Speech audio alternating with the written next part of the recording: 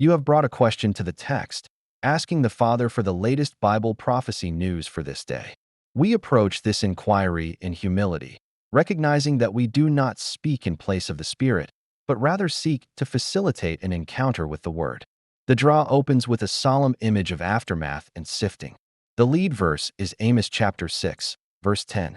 It says, "A man's uncle will take him up to bring out the bones out of the house, and will say to him that is by the sides of the house, 'Is there yet any with you?'" This establishes the primary frame for the prophetic news.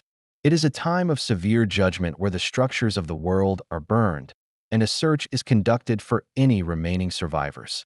The question echoes through the draw, speaking of a great sifting of the nations. Yet the text reveals that this search is not merely for the dead, but for the preservation of a covenant-faithful remnant. Drawing the threads across the verses, a clear prophetic narrative emerges. The Father is speaking through distinct prophetic movements. The central news of the day is the imminent reality of the Son's return. Mark chapter 14, verse 62 declares the definitive prophetic timeline. Joshua replied, "I am, and you will see the Son of Man sitting on the right hand of power and coming in the cloud mass of the skies." This is immediately corroborated by the ascension narrative in Acts chapter 1, verse 10, where the disciples look to the sky as he goes up, and two males stood by them in brilliant clothing. The judgment aspect of this coming is highlighted in Isaiah chapter 19, verse 1. "Watch, YHWH rides upon a swift cloud mass, and will come into Egypt." The Father is announcing that the Son is moving in judgment and glory across the nations. The physical and spiritual restoration of Jerusalem is a major focal point. Zechariah chapter 1, verse 16 contains the explicit divine decree. "I am returned to Jerusalem with mercies. My temple will be rebuilt in it," declares YHWH of hosts. This rebuilding is paired with Zechariah chapter 14, verse 20, which looks to the appointed season when holiness to YHWH will be inscribed even upon the bells of the horses. The practical oversight of this work is detailed in 1 Chronicles chapter 23, verse 4, noting that 24,000 were set to oversee the work of the temple. Isaiah chapter 61, verse 4 promises that they will build the old wastes and raise up the former desolations. The prophetic clock is tracking the rise and fall of empires. Revelation chapter 17, verse 3 reveals the end-time system, a woman sitting upon a scarlet wild beast, full of names of blasphemy. Daniel chapter 8, verse 21 identifies the historical prophetic markers, noting the rough goat is the king of Grecia. Yet, amidst the judgment of the nations, where Isaiah chapter 59, verse 19 declares they will fear the name of YHWH from the west, and his glory from the rising of the sun, the Father anchors his people with an unbreakable promise. Judges chapter 2, verse 1 reminds us of the foundational covenant. "I will never break my covenant pledge with you." Returning to the lead verse asking if there is yet any with you, the text answers with a resounding affirmation of preservation for the remnant. Micah chapter 7, verse 9 is the anchor for this hope. "I will bear the indignation of YHWH because I have violated covenant against him. Until he pleads my cause and executes judgment for me, he will bring me out to the light, and I will see his covenant faithfulness." This is powerfully expanded by the Enoshic visions. 1 Enoch chapter 58, verse 3 promises that the covenant faithful shall be in the light of the sun, and the elect in the light of eternal life. 1 Enoch chapter 62, verse 3 confirms this is the covenant faithful judgment of YHWH of spirits. 1 Enoch chapter 48, verse 9 declares that the wisdom of YHWH has revealed him to the holy and covenant faithful. We also hear the voice of the psalmist in Psalms chapter 146, verse 6, asking who fashioned the cosmos and earth. This reminds us that the Creator is the same one who executes judgment and brings salvation. The Apostle John writes in 1 John chapter 2, verse 23, that whoever denies the Son, the same has not the Father, but he that acknowledges the Son has the Father also. This is the ultimate test of the remnant in these last days. They do not merely hold to a set of rules, but they confess the Son and thereby possess the Father.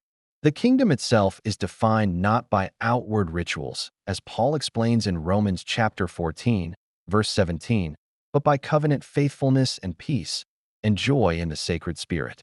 The surface text analysis identified that the verses directly addressed the question through themes of timing and light versus darkness. Mark chapter 14, verse 62, and Micah chapter 7, verse 9 scored highest for direct relevance, linking the coming of the Son with the promise of being brought out to the light.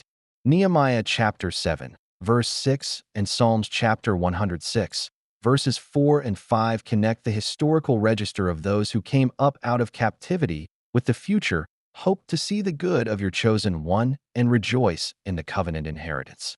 The verse-to-verse connections show a tight thematic cluster, confirming the draw is a highly coordinated prophetic message. The workstation has computed a rule-based deterministic verdict. The verdict is affirmative. The probability of yes is 99.8%. The probability of no is 0.1%. The probability of unresolved is 0%. The claim is a strong anomaly, meaning all gates pass.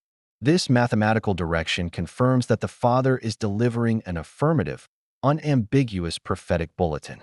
The statistical context provides overwhelming support for the textual narrative. The Dominion Triad is firing at 902.8% normalized relevance index, reaching 5.85 sigma. This is a discovery-level convergence of identity, inheritance, and priesthood. The Father is speaking directly to the full architecture of our covenantal standing as His priestly people. The Polarity Balance Index is affirmative. The directional clarity is one of covenantal favor, not condemnation. The Guidance Detection Indicator is an extreme anomaly.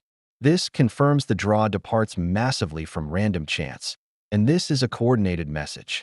The Convergence Confidence Index has crossed the threshold at 93%, with all 6 channels active. Multi-channel convergence is complete. We now consider what the Father is saying in response to the request for the latest Bible prophecy news. Led by the text and confirmed by the extreme statistical anomalies, the Father is affirmatively declaring that the appointed season of the Son of Man's coming in the cloud mass is the central reality of our day. The news includes the tangible rebuilding of the temple in Jerusalem and the extension of His judgment to the nations as He rides upon a swift cloud mass. Yet, the lead verse asks if there is yet any with you. The Father answers this question with a resounding yes. Amidst the sifting and the indignation, He has not forgotten His covenant pledge. He is actively preserving a remnant, and He promises to bring them out to the light to see His covenant faithfulness. The covenant faithful will stand in the light of eternal life, fully inheriting the identity, inheritance, and priesthood of the kingdom. The numbers confirm it is a strong anomaly of covenantal favor. The Spirit of the Father is the one who brings this word to life in your heart. The verses drawn in this Shield 17.12 session were Amos chapter 6, verse 10, Ezra chapter 8, verse 4, Mark chapter 14, verse 62, Micah chapter 7, verse 9, Jeremiah chapter 48, verse 37, Nehemiah chapter 7, verse 6. This concludes today's interpretation under the Shield